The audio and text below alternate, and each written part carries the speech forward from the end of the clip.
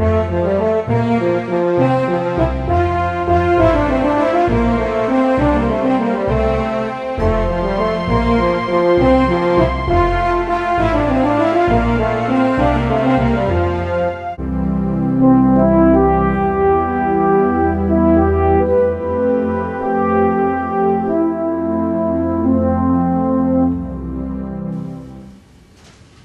my name is Bill Tolan. I'm your EAP manager, and today is the last day of our EAP, HAP, Wellness and Workplace Health Management Week. Some of you may have joined us down in room 117A to learn how to use the Magellan website and learn about the resources that are available on our own site. Just to know that the Magellan website is very deep. Some of the materials you've got in the back, especially the ones that refers to the articles that starts with anger and anxiety on the first page, they're like 75, 80 articles that are accessible from the Magellan website. There's also a whole package of trainings that can be accessed. It's a little trickier than that. The trainings that are available from Magellan, we request them, we work with them, and they can go out to a field facility and put on those presentations. So I can show you how to access that individually if you can't find it, or I can email it to you.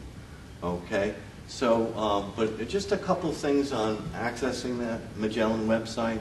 One is, it's really much to your advantage to really register, because they don't really want other people taking the shortcut thing around the end, go into the website without a password.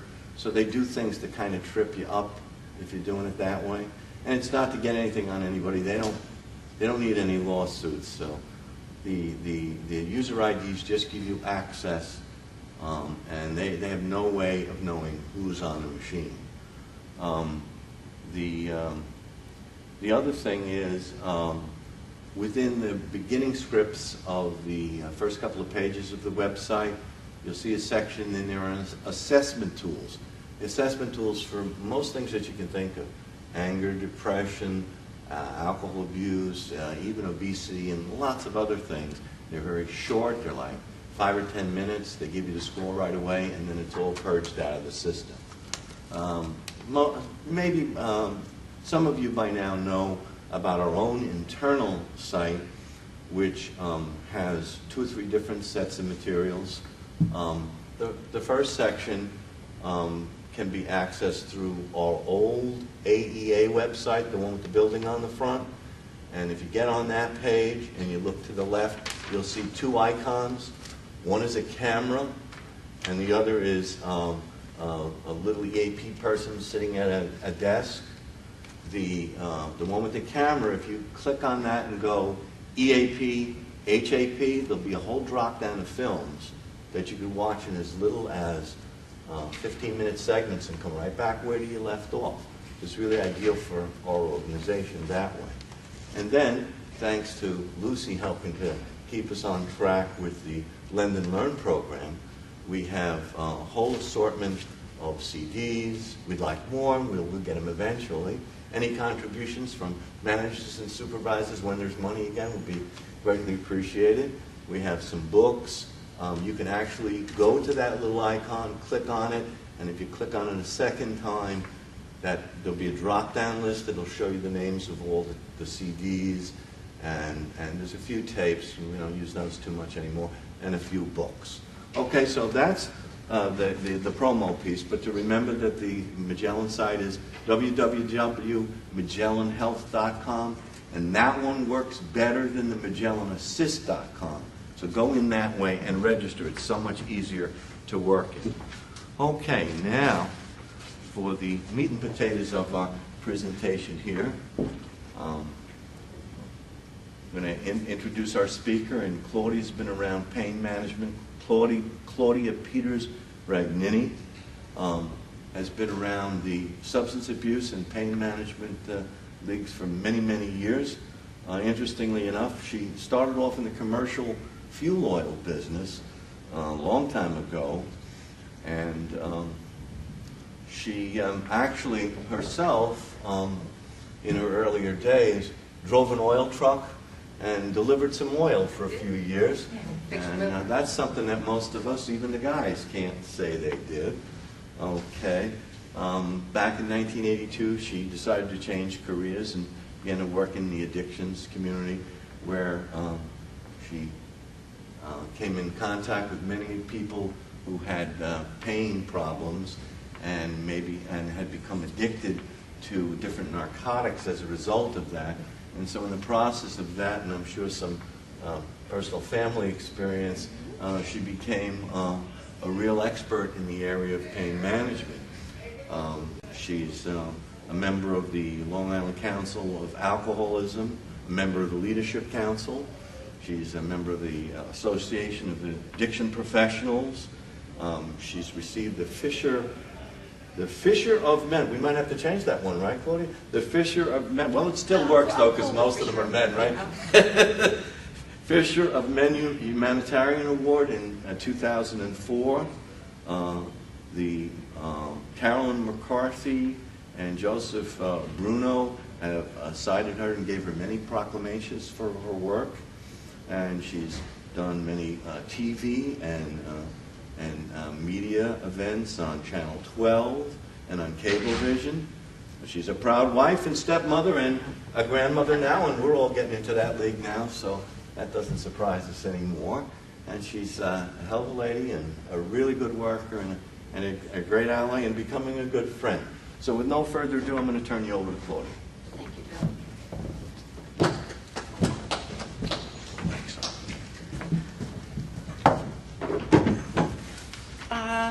Hi, my name is Claudia. I'm going to give you a little bit more information on who I am and how I got into this.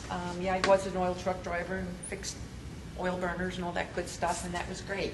But then I had an opportunity. I decided to change careers. And I had an opportunity to work in an administrative capacity in a chemical dependency program. The first one that was opened and licensed in New York State, as a matter of fact. And I fell in love with the work. I am the child of an alcoholic. My father was an alcoholic. Got sober when I was 18 in 1970. We were very dumb then. We didn't realize you could die from withdrawing from alcohol. So when he decided he was going to get sober, he just stopped drinking and toughed it out at the house with DTs, seizures, convulsions, the full gamut. And we were dumb. We didn't know. It was 1970. People didn't talk about alcoholism and addiction. So I always had a passion for it because I saw how this disease decimated my family. And so when I had the opportunity to work, I took it, and then I fell in love with the work, went back to school, and here I am today. Now, how did I get into pain management? About 15 years ago, a gentleman came to my agency for an intake, and he was a retired Grumman employee in his 60s, and he just come out of detox and had been detoxed from pain medication as a result of chronic pain. He was sitting on his hands in my office. Clearly, he was just bleeding pain onto my carpet. And I'm looking at him saying, what can we do for this guy? He just came off his pain medication. He's being told he can't take any kind of pain medication. This man's quality of life is virtually nil. What can I do for him? And, we could put him through our treatment process, but the reality is our treatment process in terms of addiction treatment wasn't going to address his chronic pain issues. So I started to do research. I am an internet junkie. I did research on the internet to see what clinical protocols were out there for treating chronic pain patients, and there were none. So I said, this is crazy. This is barbaric to expect a man, just because he's a recovering alcoholic and now has become addicted to his pain medications, to make him suffer. It's wrong, it's cruel, it's barbaric. So in doing more research, I said, well, there's got to be a way that this man can be maintained on his pain medication, but still consider himself in recovery and work his 12-step program for his alcohol dependence as well as for his opiate addiction. And I'll explain later the difference between addiction and dependence. So the only thing that was remotely similar is eating disorders. Eating addiction, people need to come to grips with their drug of choice, which is food, 3 times a day. So I took clinical protocols that were already available for eating disorders and applied them to this patient. It was very crude. We learned as we went along. He was kind of my guinea pig, but it really gave me a real understanding of a person in recovery and chronic pain. In addition, I'm a chronic pain patient. I was born with spinal problems. I have a mild case of spina bifida, which has created problems my entire life. I have scoliosis. I also, as a result of accidents, I have got permanent spinal damage in my neck. I've got about 4 herniated discs. I've got stenosis, bone spurs, all sorts of stuff. So I'm a chronic pain patient. I am not a recovering alcoholic and addict. However, due to my personal experience, drugs and alcohol, I had made a conscious decision that I wasn't going to go there. I saw what happened with my father. I knew that, you know, with one good sneeze, I would be there, and so I made a decision to not do that. So I was also very aware that, you know, if I did start with pain pills, that more likely than not, I would become out of control with them. So from the time I was in my early 20s, I'd always done alternative medicine in order to deal with my pain. So anyway, I continued to just kind of develop in terms of working with these patients, what worked, what didn't work. And then the AMA came out with their first pain management, chronic pain management and chemical dependency conference about 10 years ago. And I went. It was me and about 450 doctors. So some of the stuff was a little over my head, but most of it I was able to get. And I've been going to that conference every year. And it's become more and more a part of what we do at the Kenneth Peters Center for Recovery, which is a primary chemical dependency treatment program. We're located in Syosset, and we are soon to be opening in Hauppauge. Okay, so that's a little bit who I am, what I do. Okay. Albert Schweitzer said, "Pain is a more terrible lord of mankind than even death itself." And I'm assuming you are here because you are chronic pain patients. So you know, it wears you down. It wears you down physically, it wears you down emotionally, it wears you down physically. Prolonged pain destroys the quality of life. It impairs your sleep and appetite. It produces fatigue and depressed mood. It decreases your productivity, whether it's at work or at home. It impairs concentration. It creates depression, irritability, anger, and mood swings. So the purpose of this presentation is to take a look at this issue of chronic pain, the nature of pain, and the various interventions to manage pain, and understanding the difference between dependence and addiction when it comes to pharmacological approaches to pain.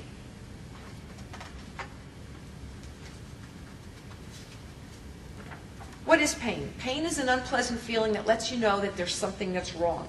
It's one of the body's warning signals that indicates a problem needs attention. It can be anything from a slight nuisance like a headache to something very severe like the pain preceding a heart attack. It's a complex combination of emotions, culture, experience, spirit, and sensation. And that's what the crux of this presentation is going to be about. There's 2 types of pain. There's acute pain, which is a short duration, usually following surgery or an injury, and tends to heal itself when the injury is healed. Then there's chronic, long-standing pain that persists beyond the usual recovery period and occurs with a chronic health condition like arthritis or fibromyalgia. Chronic pain is real. Unfortunately, too many chronic pain patients are seen as malingerers. The doctors see them as not being real, as making up the pain, as drug seeking. But chronic pain is real. And pain is a subjective experience. Everybody experiences pain differently. What might be overwhelming for you might be okay, you know, I might be able to deal with it. And what might be like just completely debilitating for me might be okay for you. Different people experience pain differently due to our chemical makeup. Chronic pain is influenced by environment, those 5 components I mentioned earlier. Pain is not a simple cause and effect relationship. It's a complex web of pain signals, chemical messages, emotions, and thoughts. Sometimes the nervous system gets conditioned, like a brake pedal. You can have an injury to this typically happens with myofascial pain, like a muscle pain that may affect the nerves. You have an injury. The injury's healed. The pain is still there. You go to the doctor. You have x-rays, you have CAT scans, you have MRIs, you have all sorts of tests. The doctor's saying there's nothing wrong with you. The pain is there. What has happened is the brain, it's like the gas pedal is stuck. So the brain is still sending pain messages long after the injury has been healed. It's very real, and doctors just don't honor that with chronic pain patients. So, Tony, is that like the phantom limb Exactly. thing? It's the next thing I was going to say. Like, you may have heard people who've had their legs amputated, and they still have pain in their foot after the leg is amputated. That's very real. It's a very real pain. The brain is still sending, well, actually, the nerves in the leg are still sending pain signals to the brain even after the foot is gone. The magnitude of the problem. It's the most common complaint that brings patients to the physician's office. More than 75 million Americans suffer with pain. That's an overwhelming amount of people. Over $100 billion is spent annually in healthcare costs and lost productivity. 44 million households have at least one family member who's in chronic pain. 42% of Americans under 65 experience chronic daily pain. This has changed radically over the past 30 years. Nobody knows why. Anecdotally, what I think is our generation is a lot more active than my parents' generation. You know, I do things that my parents, you know, at 55, I do things my parents never would have done at 35. You know, whether it's mountain climbing, whether it's motorcycle riding, whether it's kayaking, whatever it might be. So we're more active. Consequently, we have more physical injuries and more opportunities to create problems that will result in chronic pain. Most pain patients believe their doctors do not understand them or their pain. And that's the truth. Doctors don't. 10% of chronic pain sufferers turn to alcohol for relief because alcohol works particularly well on nerve pain. Works really well. 10% turn to illegal drugs for relief. 20% take opiates for relief. A significant percentage of these will develop what's called pseudo-addiction. 40% of pain sufferers express fear of being addicted to pain medication, so they won't take any kind of analgesic to help their pain, and they just suffer. Patients who gain control over their own pain are more empowered, they're more productive, they're less depressed. Most doctors do not understand the coexisting psychological components of chronic pain. You have pain, I'm going to write you a script. You have pain, let's check the condition, we'll do an MRI, we'll do an x-ray, we'll do nerve conduction tests, we'll see what's wrong. If there's nothing wrong, we're going to do nothing with it. If there's something wrong, we'll write you a script. And that's not the solution. It's not the solution. Chronic pain syndrome is the physical, emotional, social, and spiritual consequences of ongoing injury or illness that contribute to excessive pain and excessive disability. When it's chronic, pain is no longer a symptom of disease. It becomes a disease in itself. It is a condition in which the cause of the pain cannot be removed or otherwise treated. Chronic pain evokes changes in the structure and function of neurons in both the peripheral and central nervous system. What does this mean? When you've got chronic pain for several months, the actual plasticity of your brain changes. The actual structure of your nervous system changes as a result of the chronic pain. There are two variations on chronic pain. You have chronic intermittent pain, where you'll have periods pain-free, and then periods of exacerbated pain, and then the daily, never-ending pain. The most common pain syndromes are low back pain, neck pain, arthritis pain, fibromyalgia, migraine headache, neuropathic pain, myofascial pain. Okay, sciatica and low back pain.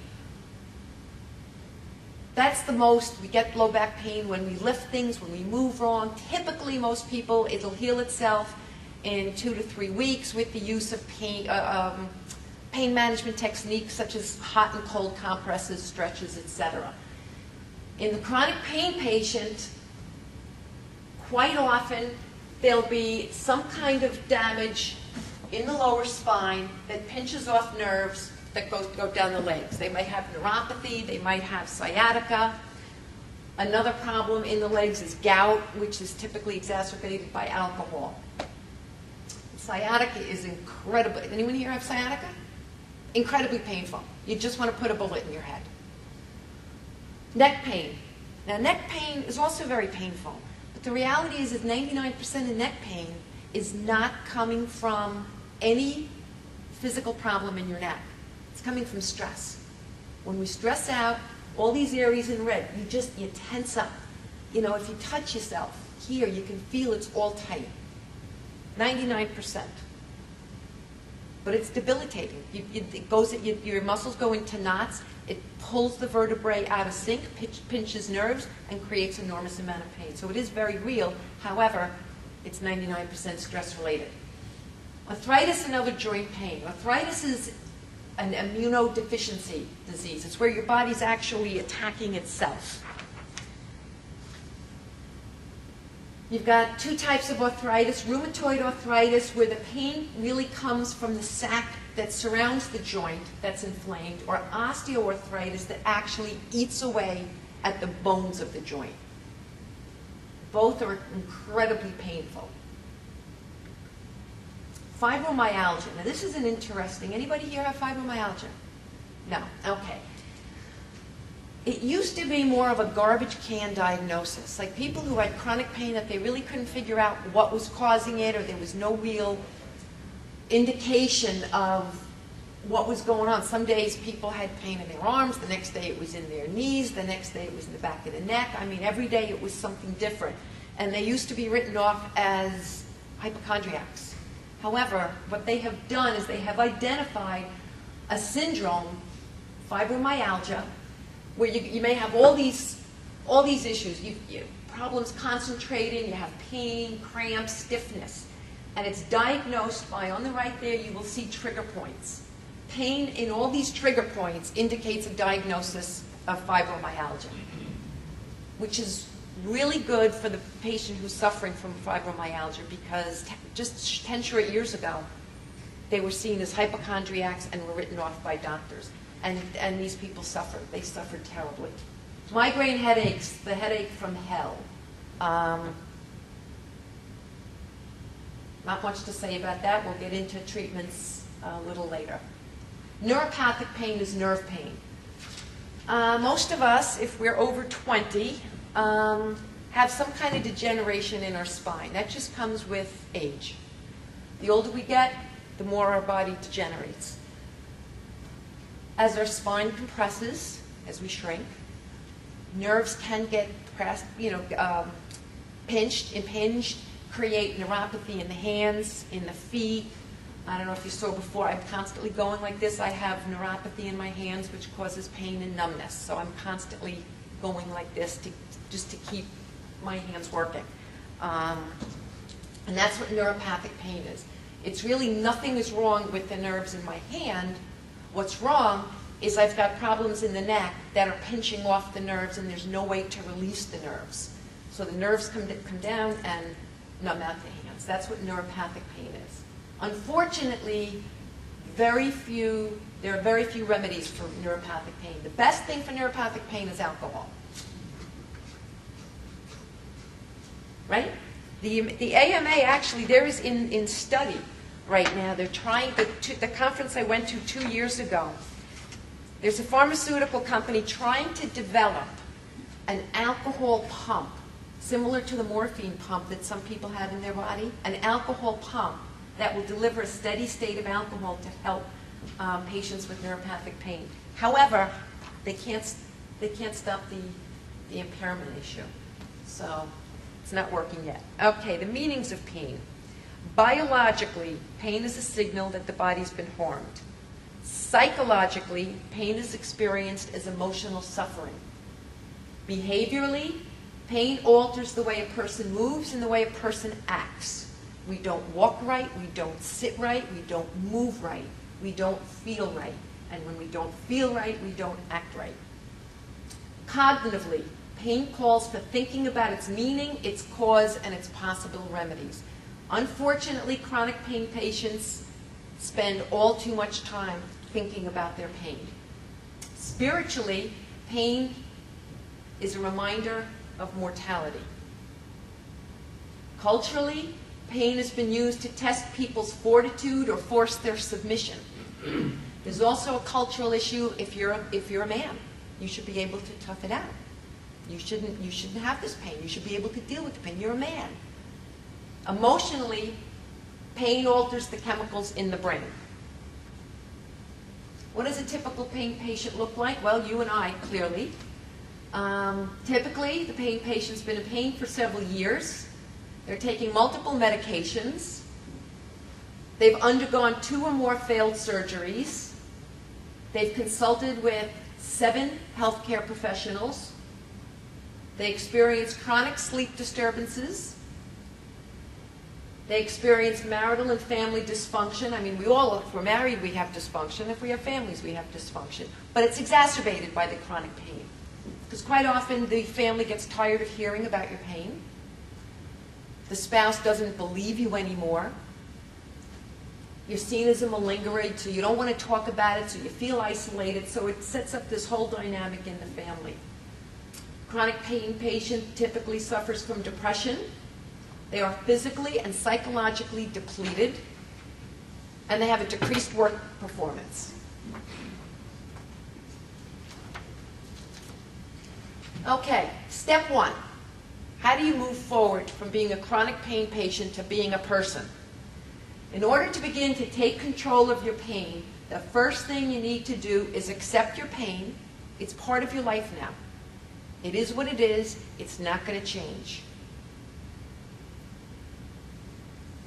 You need to understand that it's an interweaving of your own unique physical and emotional reactions. If I have sciatica and you have sciatica, we're going to experience it differently based on our body chemistry, our body mechanics, and our emotional state. And you also need to acknowledge how your chronic pain benefits you and how you use your pain to manipulate your surroundings. You're saying, manipulate me? Well, Claudia, yes. would you say most chronic pain sufferers do that? Absolutely. I do it. I think most do. You know, you don't want to do something. You know, honey, my sciatica is so bad tonight, I just want to stay home and rest. Go to your mother's without me. I'll be okay. Because you didn't want to go to your mother-in-law's. You know, you don't want to take the garbage out.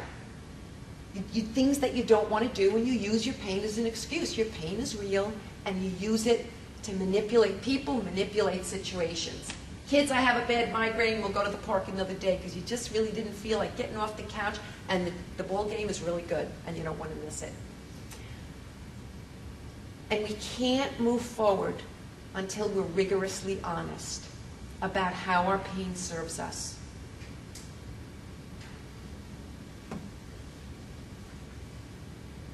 One of the first things to do is a journal. Because the isolation and the fear that often overwhelms a person with chronic pain grows over time. The return to a fuller and more rewarding life also takes time. It can't take place overnight. You didn't get here overnight. You're not going to get better overnight. It's vitally important for the chronic pain patient to take an active role in their life, in their management of their pain, in their recovery, and they need to assume responsibility for managing their pain, not be a victim. Journaling. An important way to gain control over your pain is to record it so you see how certain factors affect your level of pain. Your physical activities. All too often, and I am absolutely the worst offender, when I'm feeling good, I do the entire spring cleaning in my house in a day. And then I'm down for 6 weeks. It's dumb. You know, you need to balance your work, you need to balance your household duties, you need all your physical activities. You need to keep them in balance. Weather. I don't know about any of you, but I can tell you when it's going to rain. You know, I can tell you when it's going to thunderstorm. Different parts of my body react to barometric pressure.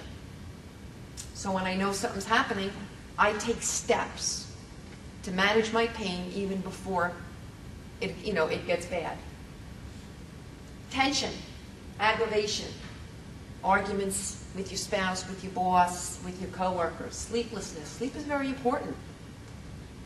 For any medical condition, sleep is important. It's restorative. It's what keeps your body healthy. Unfortunately, chronic pain patients are usually sleep deprived. It's very important that chronic pain patients get 8 to 9 hours of sleep a night.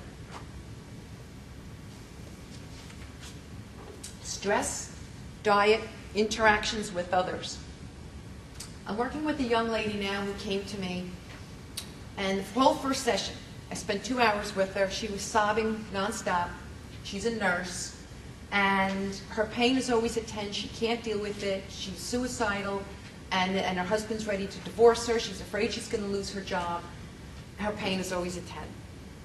So I spoke to her about the journaling. She didn't want to hear about it. Didn't want to hear about it, didn't want to hear about it. By the second session, I said, look, I need you to take this book. I gave her a little book, and I said, 3 times a day, I need you to journal your pain. Rate your pain on a scale of 1 to 10, and what you were doing at the time. Were you eating, what had you eaten? Just keep a journal for 1 week. Consistency is important, because if you record your pain only when it's bad, you're going to think your pain is always bad. When you record it 3 times a day, like clockwork, you're going to begin to realize that sometimes your pain is a 3, a 4, a 5, a 7. It's not always a 9 or a 10. But as chronic pain patients, because it's just so overwhelming, in talking about it, it's always a 10. And that isn't necessarily the So case. when people feel that way and they don't identify the times when they're not in pain, what's the effect of that? There's no hope.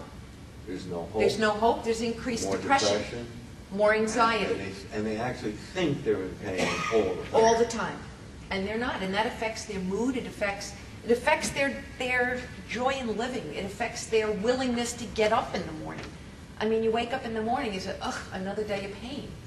But if you realize that your pain isn't always a 10, that's the first step in getting power, managing your pain, and regaining some hope. So setting up your journal. Time, your pain rating from 0 to 10. Where is the pain? Where are you hurting? What were you doing at the time? What were you doing immediately prior to recording this? And any other observations you might have. For instance, it's 8 o'clock at night, my pain is at 12. Where is the pain? It's in my back, it's in my neck. What were you doing? I was sitting on the couch reading. Other observations. Just had a massive fight with my husband. That's what I mean by other observations. Now, why is this important? As we just mentioned, realizing that you have good days improves your mood, decreases depression, and gives you hope. As you do this journal, you do it for a week, you're going to see a pattern that's going to develop, that's going to identify factors that aggravate the pain, therefore giving you the opportunity to change these patterns. One of the things that I learned when I started doing this journaling 15 years ago was the way I was sitting when I was at work was really creating an enormous amount of pain for me. The mechanics of how I was sitting. I needed to change that. Knowledge and awareness gives you power. Power gives you control. Control gives you joy. Okay, we're going to go to some interventions. There's a variety of interventions for treating pain. You have rehabilitative approaches, psychological approaches, interventional pain techniques, surgical approaches, neurostimulatory approaches, complementary and alternative medicine, lifestyle changes, and pharmacotherapy. The non-medical interventions, you have support groups, gentle range of motion exercises, and low impact exercises. That's very, very important. No matter what kind of pain you have, it will always get better the more you move.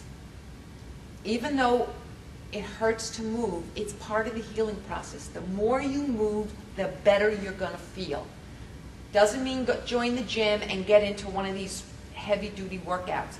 Yoga is very good. Tai Chi is very good. If you're not into that, do simple stretches at home when you get out of bed. Try and touch your toes. Bend back, to the side, forward. Just gentle range of motion. Whatever part of your body is hurting, stretch it. As you're stretching, you breathe in, you breathe out. Heat and cold. Alternating heat and cold, 20 minutes, 20 minutes is very, very helpful. Typically, if you've got pain due to inflammation, cold is good. If you have pain due to muscle, heat is good. When you have sciatica, alternating is really good. Meditation is really an unbelievable tool. And your EAP has meditation tape available here for you. And it is called Rapid Pain Control. This is a really good tape. You should listen to it. You should avail yourself of this opportunity, the opportunity to use it. It will help you. Meditation tapes, they work. They work because they relax the muscles, relaxes the body. When you meditate, your brain floods your body with the good chemicals, the feel-good chemicals. It's going to decrease your pain. Biofeedback. What biofeedback is, it teaches you how to do self-hypnosis and self-meditation. Reiki, acupuncture. Acupuncture is very effective with chronic pain patients. Massage therapy, physical therapy, chiropractic, and humor. Humor is the best medicine of all, because humor gets all those good, feel-good chemicals flooded into your body. And Bill put together a film, right? A laugh a day keeps the doctor away. Oh, yeah, we have that one, and we have funny things people say to each other, and they're really more about humor than they are about anxiety or something else like that. And that's really good. When I'm feeling really lousy, my favorite funny movie is Cheech and Chong's next movie. It nuts me up. I watch the movie, I laugh, I feel better afterward. Claudia, Yes. on the acupuncture, Yes. what percentage of chronic pain sufferers get pretty good relief from that? My experience with the chronic pain patients I have worked with, you look at about 75 to 80%. That's pretty good. Yes, it's excellent. It's excellent. I've done acupuncture myself, and I was in heaven. I mean, it makes a difference. But you also need to research your acupuncturist. I went to a great acupuncturist, and it was great. And then a few years later, I went to a bad acupuncturist, and my pain was worse. So if you have a bad experience, it doesn't mean acupuncture won't work for you. It just means maybe you need to try another acupuncturist. Reflexology is also That's very pretty good. impressive. That's very, very good. And trigger point I saw somebody massage. once, and I thought that it was a bunch of baloney, and they got about halfway through one of my feet, and I fell asleep and woke up at 2 o'clock in the morning. And then I thought, I was probably just tired. So I went and had it done again. The second time I got halfway through the second foot, and I woke up at 3 o'clock in the morning to go to the bathroom. And for 2 days after, I felt like I had tranquilizers in my body. It's pretty neat. You know. That's the feel-good Much more chemicals. powerful, even more powerful than a good massage with somebody who knows what they're doing. That's because your body, in response to what was being done on your feet, the brain flooded your body with the feel-good chemicals. Oops, what am I doing here? What did I do here? Oh, I did it. Oh, you did it? Oh, that's it. No good. Okay, medical interventions, trigger point injections, nerve blocks, Electrical stimulators. Has anyone here ever used a TENS unit? It works. It really works, particularly for muscle pain if you have chronic, like muscle spasms. A TENS unit, you can get it from a doctor. Most insurance companies pay for it. And it's just, you put 2 patches on you. And it gives you little electric shocks. You know, let's say you had a muscle spasm in your leg, and it's just like, it's great. Steroid injections, and then of course, surgery. Now I want to talk a lot about medications. And if a drug is not part of the solution, it's likely to be part of the problem. There's 4 basic types of pain medications. You have the peripherally active analgesics, which work at the periphery. You know, hands, feet, at the end, but that means the end of the nerve. The nerves end typically in your skin or in your organs. That would be aspirin, Tylenol, Motrin, Aleve, those kind of. Then you have centrally active analgesics. These are narcotics that bind to the opiate receptors in the brain.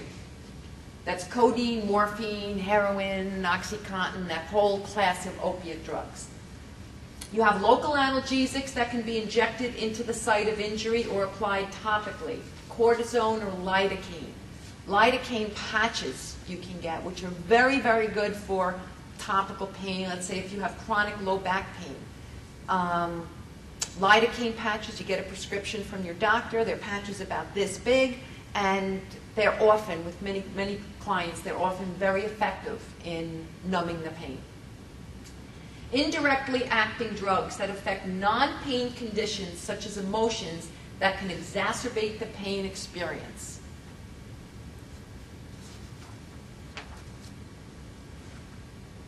There's a full spectrum of medications used to treat pain, from over-the-counter non-steroidal anti-inflammatories to morphine. Each medication has its place in the treatment of pain. However, opiates create a secondary set of problems for the pain patient, particularly if the patient is in recovery from alcoholism or drug addiction or has a family history of addiction. Then the administration of opiates can be very, very complicated. Opiates, the body produces natural opiates. They're called endorphins. Those are the feel-good chemicals. They talk about the runner's high. That's what they're talking about. That when you push the body in running to the point where it's in so much pain, then all of a sudden the pain goes away and the runners get high, it's because the brain has flooded the body in order to manage the pain with these feel-good chemicals. What opiates are synthetic copies of natural endorphins. They're feel-good drugs. And they work. Opiates bind to 4 of the 5 receptors in the brain that regulate pain and reward. They create an intense feeling of well-being. It numbs emotional as well as physical pain. They're not very effective on neuropathic pain, which is nerve pain. They're typically not terribly effective on sciatica, which is a nerve pain. The misuse and addiction risks are high. The patient will, absolutely, unequivocally, they will become physically dependent on the medication and develop a tolerance. So the opiate should be used only after all interventions have failed. Now, the drug dependent is not the same as drug addicted. The nature of opiates, your body is going to become dependent on them. If you take away the drug, you're going to experience a withdrawal syndrome. That's dependence. Addiction is when you exhibit aberrant behaviors. You engage in aberrant behaviors in order to obtain the drug.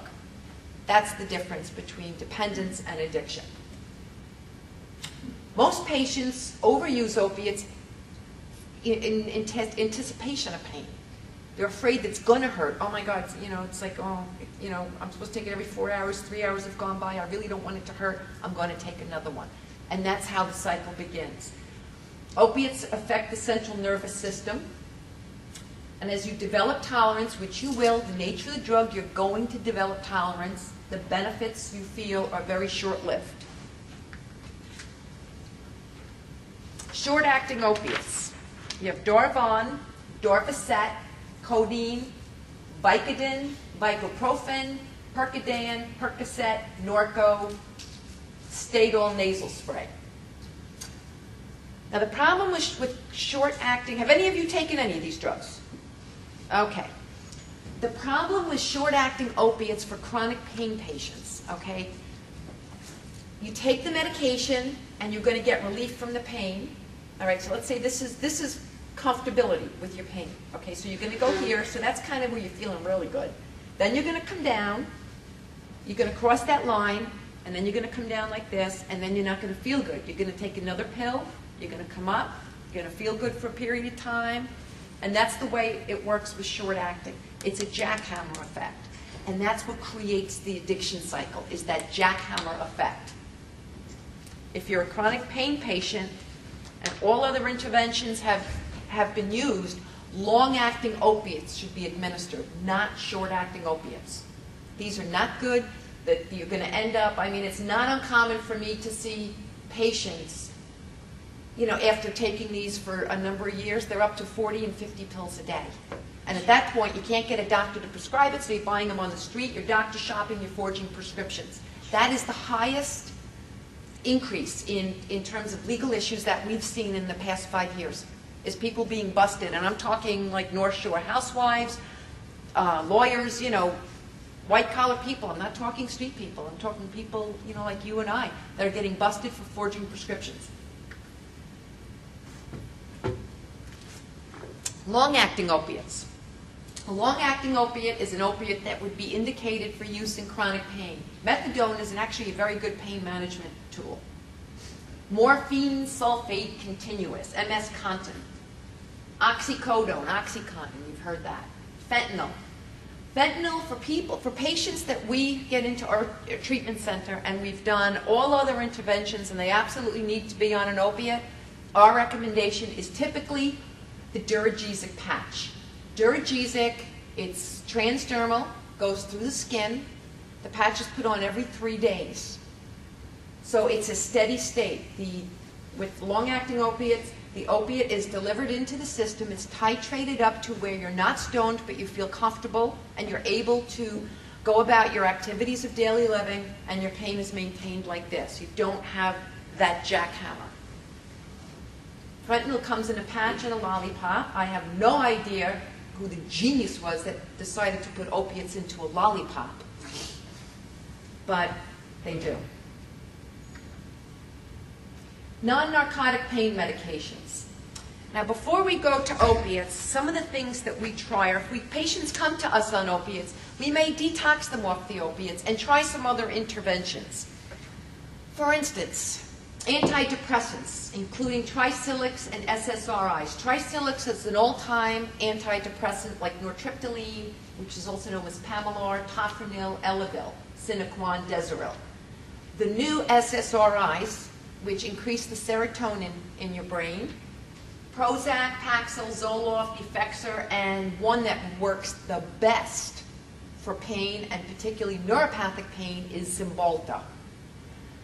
Now these drugs, like I said earlier, chronic pain actually changes the plasticity of your brain. It changes the chemical makeup of your brain. So the serotonin is depleted, the dopamine is depleted. You need to get these chemicals back up to where they need to be in order to feel good. And I don't mean feel good, feel stoned. I mean feel good, feel normal. Claudia? Yes.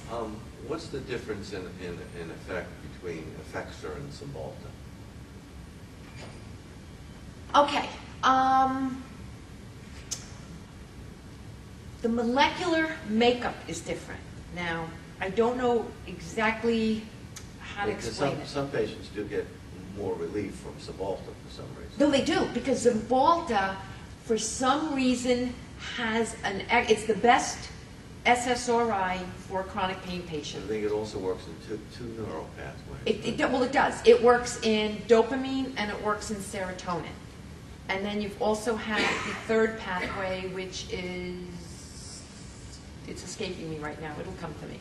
But that's exactly right. You're exactly right, Bill.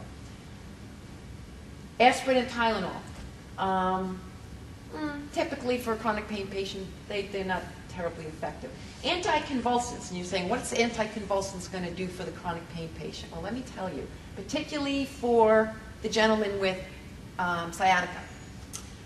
Neurontin, Depakote, Tegretol, Dilantin. What they do, they're anti-seizure medications. And as I explained earlier, sometimes with chronic pain patients, the pedal is stuck. So the body's still giving off the pain signal. You're still experiencing pain, although the injury has been healed.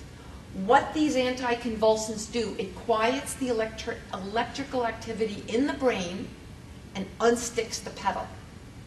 I had a horrible, horrible case of sciatica. That I down my right leg, I virtually couldn't walk. A 3-month protocol on Neurontin, and it was gone. I mean, it was gone. So these are very, very effective for chronic pain patients, because we can also see is maybe it's just the pain that's the pain pedal that's stuck down. The other piece too is it also quiets the brain and quiets the pain signals.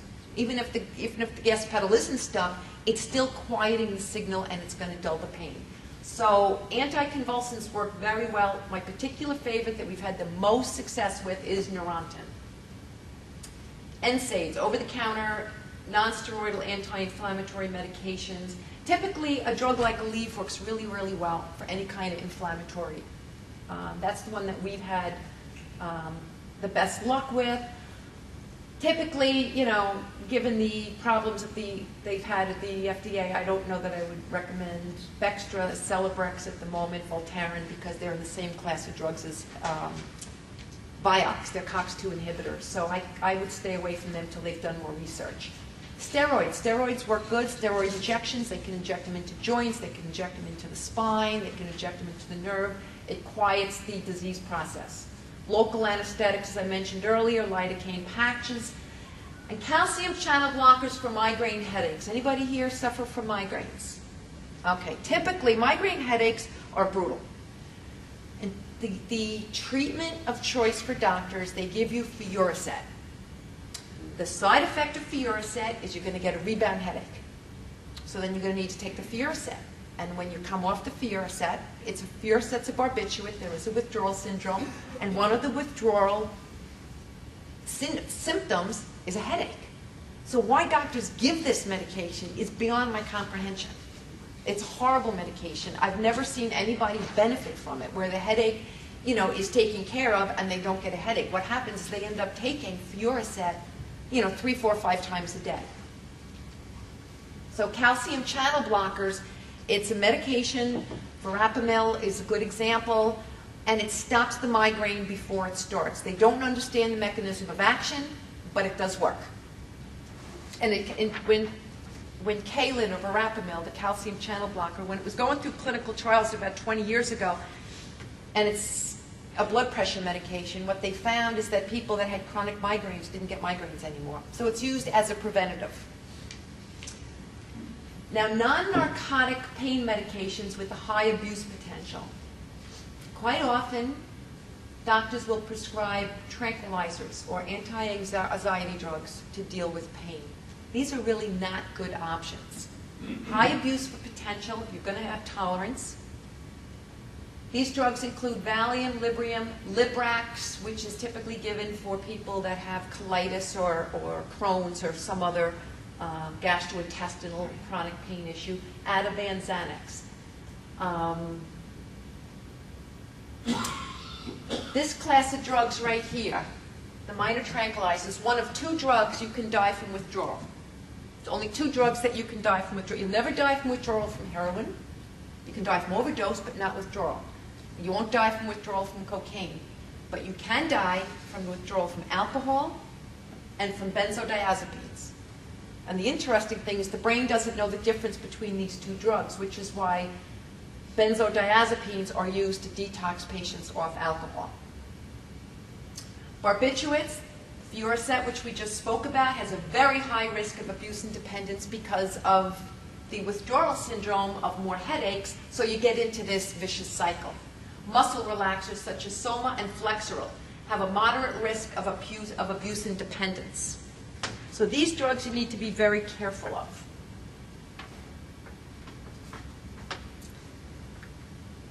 Now, in Europe, they're doing some research now, and in Canada, they have discovered a protein that is the key that causes debilitating pain. It's a protein in the brain.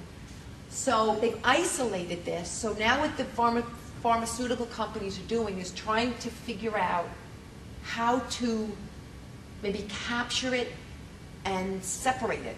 So pain can be negotiated without any of these other harmful medications. But that's just studies, and we'll probably not see it for at least the next 15 to 20 years. But that's the current research. It's such a national, worldwide problem, chronic pain, that there's a ton of research being done on it. Now, what are the difference between a chronic pain patient and an addicted patient? See, that's a big concern that we have when we see clients. Are we looking at an addict who's saying they're in pain because they want drugs? Or are we looking at a pain patient that's presenting and exhibiting aberrant behaviors because their pain isn't being managed? A pain patient who's on medications, they're not going to be out of control with their medications, where an addicted patient will be out of control. What does out of control mean? Out of control means lost prescriptions, taking more than prescribed. The pain patient, medications improve the quality of life. If you're in chronic pain and you're on, say, an opiate medication and your life is improving, you're able to work more effectively, you're able to enjoy your leisure time, you're able to enjoy your family, and all your activities of daily living are easier for you to negotiate, that's a good thing. When the use of the drug causes a decrease in the quality of life, that's when your drug has turned on you, and now it's become, you've gone from being opiate dependent to being opiate addicted, or benzodiazepine. The pain patient who just wants to negotiate pain will want to decrease the medication if side effects are present, where the person who's addicted to the medication, they will continue the use and increase it despite side effects. A pain patient has concern about secondary problems, whether it's liver damage, whether it's constipation, whether it's disorientation, a lack of focus when driving.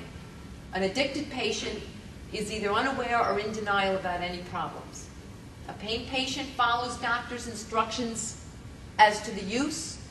The addicted pain patient follows their own instructions. If one is good, three is better. The pain patient, often at the end of the month, has medication left over. The addicted pain patient often does not have medication left over, is short of medication, maybe finishes up their medication at 20 or 25 days, loses prescription, and always has a story. God bless. The pain patient, if a pain patient is being managed appropriately, okay, and the drug has been titrated to a level that's appropriate, there will be no altered state. There will be no stoned. The patient will not be stoned.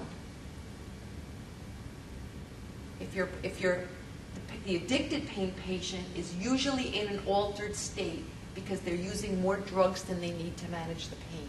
And it's really easy to do with opiates because they feel really good.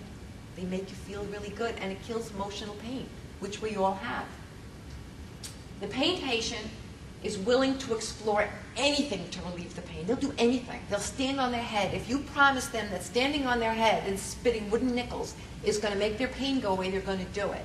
Where the addicted pain patient, I got my Vicodin, I'm sticking to it, it works for me, period, end of story, and they don't want to talk about alternative interventions. What we look for in effective pain management is an increased quality of life, 50% of the pain relief. That's really the best we can hope for. If we get 80%, that's great. But we want enough so you can go about your daily living at a comfortable level. We want minimal side effects. We want good sleep. That's very, very important. We want improved social, cognitive, and physical function, and improved mood. 10 steps for moving from patient to person.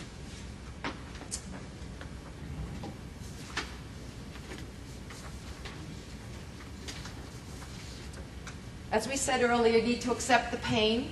You need to get involved with your own pain management.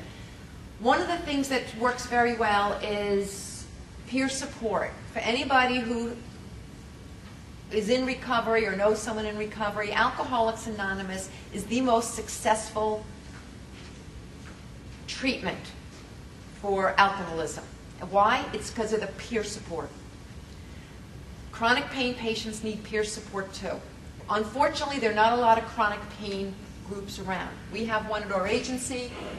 So what's important is go on the internet. There's a lot of chronic pain support groups on the internet. You can talk to other chronic pain sufferers. You can find out things that worked for them. And just being able to talk to someone that really understands what you're dealing with. You need to set priorities. You know, if my mother-in-law is coming to dinner this Sunday and I'm not really feeling that good today, I don't really have to have my house sparkling clean on Saturday. I don't need to go through the house like Grant took Richmond. You know, the world isn't going to come to an end if my mother-in-law sees a little dust. So it's about setting priorities and good health, you know. Well, what happens if you're OCD? Well, that's a big problem. That's a big problem if you're OCD. You need to learn to set your priorities because this is about your whole health. You need to set realistic goals. I had a patient. She's very, very physical. She was in college. She went to Slippery Rock College, which apparently is a very sports-oriented small school in Pennsylvania. She was on like the soccer team and softball team and all this, and blew out her knees and had some other problems. She comes to us, and she's devastated because of the loss of her physicality. Her knees are blown out. She's in chronic pain in her neck. She can't do anything. What she wanted to do, her goal was to go back to playing softball. Well, that's not going to happen. You blew out 2 knees. It's never going to happen. So what's a realistic goal? We sat down, and what was important to her? It wasn't necessarily playing softball that was important to her. What was important to her is being athletically active. So in taking a look at what was wrong with her and the different areas of impairment, kayaking was an option for her. She went out and bought a kayak. She's an avid kayaker now and competes in races and loves it. And she's been doing this now for 10 years. So you have to set realistic goals that are going to meet your emotional needs. Know your basic rights, and this is really very important. Pain patients have rights. You have a right to act in a way that promotes dignity and self-respect. You have a right to be treated with respect. You have a right to make mistakes. You have a right to do less than you are capable of doing. You have a right to not do something if you're in pain. Which means, like I said earlier, you know, you have a right to not clean the house because your husband's mom is coming over. You have a right to change your mind. You have a right to ask for what you want. And this also includes with the doctors. And I don't mean asking for drugs, but what you want is information. What you want is a diagnosis. What you want is a test. What you want. You have a right to ask for these things. You have a right to take time to slow down and think before you act. That was like the hardest thing for me to learn because I'm one of these type A, ADHD kind of people. And slowing down and think, and I just had this, like I had to be that way, but it's okay for me to slow down and think before I act. And is this going to make sense for my body? You have a right to ask for information. As I just mentioned to the doctors, you have this right. You have a right to feel good about yourself. And that's really important, and that's the emotional component of chronic pain. We don't feel good about ourselves, but you have the right to feel good about yourself. And that's why it's important that you do what you need to do to feel good about yourself. You have the right to ask for help or assistance. You have the right to disagree, which includes with the doctor. You have the right to feel that you don't have to explain everything you do and think. You have the right to say no and not feel guilty. That's a biggie. You have that right. You have the right to ask why. And you have the right to be listened to and taken seriously when expressing your feelings, and particularly when you're talking to doctors. Because doctors are a big part of the chronic pain patient's life, and they fluff us off, and they minimize what we're feeling. They don't get the emotional component. So what I hear constantly from chronic pain patients is that my doctor doesn't get it. My doctor just doesn't get it. And they doctor shop. And you have a right to be heard. You have a right to be listened to. You have a right to have answers. You have a right to feel good. You need to recognize your emotions. This is really, really important. And Bill, you've got some tapes that address this, right? For which? Relaxation? For addressing emotions. Like you've got that telecast on anger management that I had looked a little bit we on. have the anger This stuff is really important. Because when you're angry, if you have a fight with your spouse, your pain is going to go up. If you're frustrated at work, your pain is going to go up. If you're angry, your pain is going to go up. Negative emotions flood your body with toxic chemicals, and it's going to exacerbate the pain. Negative emotions also tend to tense up the muscles, which is going to affect any possible pain you might have, from sciatica to muscle pain to nerve pain to anything. Any kind of tensing up, because it throws your body mechanics completely out. You're going to have pain. So the emotional component, I cannot stress that enough. You know, take a look at what your emotions are, what your feelings are, how you're feeling about a particular situation. And aggravation at work, and I'm sure Bill aggravates all of you, is going to exist. Two pieces in some of the films.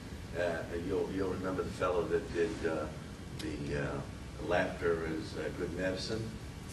He did all these physical exercises. So you can go right to the film on that, watch what they were doing and the carrying on that some of the people in the audience were doing. Jim Soviero gave us a few good laughs, and a couple of folks from logistics. And just watch it for 5 to 10 minutes, and it'll get you out of a bad mood. Or you could go to funny things that people say to each other and go right to the Seinfeld clip. It's like 5 minutes, but it's the best 5-minute investment you could make during the daytime to get out of that funky mood.